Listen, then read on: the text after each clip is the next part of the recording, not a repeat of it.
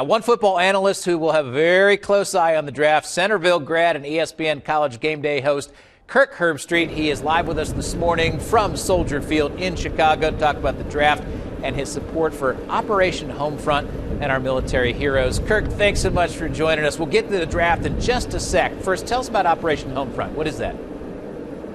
Well, Operation Homefront is a nonprofit organization that helps American military and their families. The reason I got involved is I work with Eckridge. And for the last 3 years, Eckridge has donated over $750,000 to this organization. And starting tomorrow all the way to July 4th, when you go to your local grocery, look for some Eckridge products. And the specially marked Eckridge products, 5 cents for every purchase will go into another fund this year. And they're trying to create another $250,000 this year, which, Mike, you think about that, that's over $1 million that Eckridge is providing to Operation Homefront. And I'm just happy and proud to be a part of it and bring awareness to what Operation Homefront is doing and the fact that Eckridge is involved in it. No doubt, a great and admirable cause, Kirk. All right, draft time. Let's talk about Marcus Mariota first. Maybe the Buckeyes exposed him in that national championship game, but where do you think he'll fall? And also, reportedly, the Browns might have interest. Would he fit in Cleveland?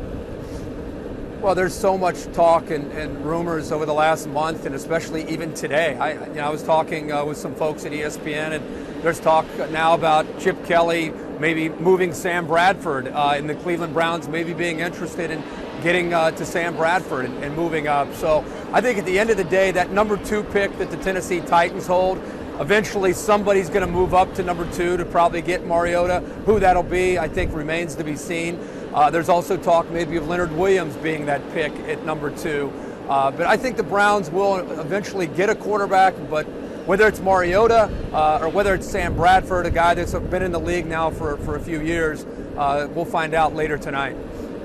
Kirk, do you have Jameis Winston at number 1, and how will he transition to the NFL, do you think?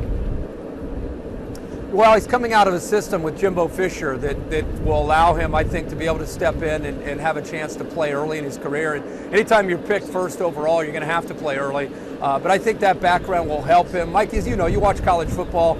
There's so many spread attacks, so many quarterbacks that are coming out of offenses where it takes them sometimes 2 or 3 years just to kind of adapt to what they're seeing in the NFL, running an NFL system. I think with Jameis Winston, the biggest benefit that he'll have is coming out of Jimbo Fisher's scheme.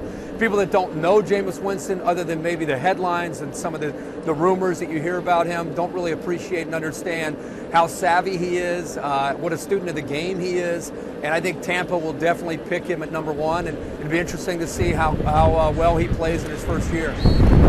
Quick thought on the Buckeyes, Kirk. Devin Smith may be the first Ohio State player that we see going, right?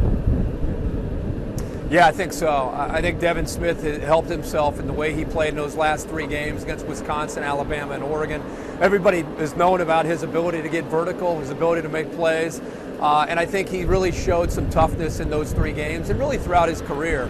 A lot of people are comparing him to Torrey Smith, who played for the Baltimore Ravens, a guy who could take the top off of a defense and help the running game.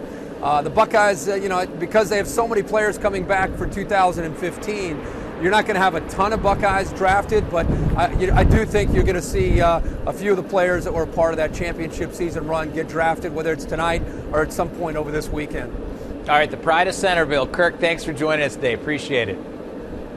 Yeah, speaking of Centerville, how about A.J. Hawk and Nuge now together to the Bengals? So yeah, I'm happy to see that. I don't want to leave them out. Yeah. Thanks, Kirk. Of course, and always great to talk to the folks in Dayton. Take care. All right, thanks, man. We'll have much more information on Operation Homefront on Fox45Now.com. And thanks to Kirk for joining us and breaking down the draft. Again, the first round tonight should be an exciting time.